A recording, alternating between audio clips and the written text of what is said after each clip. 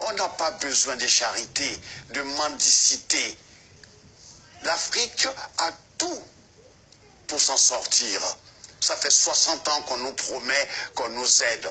On ne veut pas de cette sorte d'aide. On n'est pas des mendiants. Oui. On a le pouvoir humain, on a l'énergie de matières premières. On peut s'en sortir. Qu'est-ce que vous pensez, Alpha, du discours du président français Emmanuel Macron à Ouagadougou qui a reconnu d'abord les crimes de la colonisation et qui a appelé finalement à sortir de cette relation-là?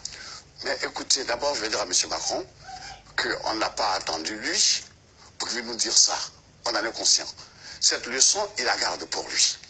Vu après comment il s'est comporté avec le président Kaboré, il fallait que son protocole, son chef de protocole, lui dise qu'un jeune comme lui n'a pas le droit de tapoter sur la joue un président, un aîné, qui pourrait être son père.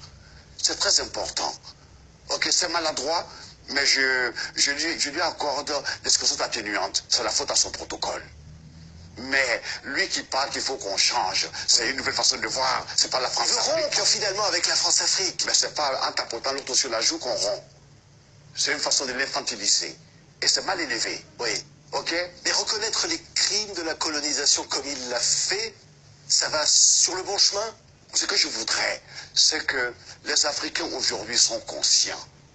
Moi, ce que je voudrais dire, que tous les jeunes Africains qui sont dans les grandes universités, qui voient comme ça nos chefs d'État patauger, qu'ils prennent l'exemple d'un pays que je connais, la Côte d'Ivoire, qu'ils fassent entrer des jeunes forces, des jeunes énergies, des cerveaux qui sont ici en Europe, aux États-Unis, en Angleterre, en Allemagne, pour que ceux-là derrière puissent donner des conseils et aider nos présidents à avoir un peu de dignité. Oui, mais qu'est-ce qu'ils peuvent faire, ces jeunes?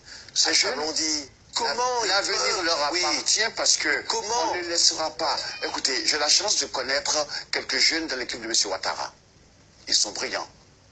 Ils sont polytechniciens. Il y en a plein comme ça. Il y a des Béninois, il y a des Togolais, il y a des Congolais, il y a des Camerounais, il y a des Sénégalais. Tous ceux-là doivent venir à la rescousse. Ils ne peuvent rien apporter ici en Europe. Mais en Afrique, on a besoin d'eux. Il ne faut pas qu'ils soient là et que leur silence et leur inactivité, permettent à des gens de venir nous humilier. Les énarques comme M. Macron, il y en a aussi en Afrique. Donc ce n'est pas un petit énarque président qui va venir se foutre la gueule de nos pères. Il a expliqué qu'il ne cherchait pas du tout cela.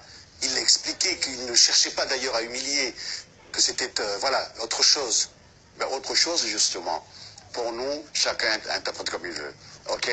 On aime bien Macron, on aime bien sa jeunesse, mais cette maladresse, tu comprends, on l'a pris tous personnellement. Et je souhaiterais que, s'il a l'occasion de réparer, qu'il le fasse, ou que son protocole lui enseigne comment en Afrique on respecte les aînés. Merci de ce témoignage. Merci. Merci.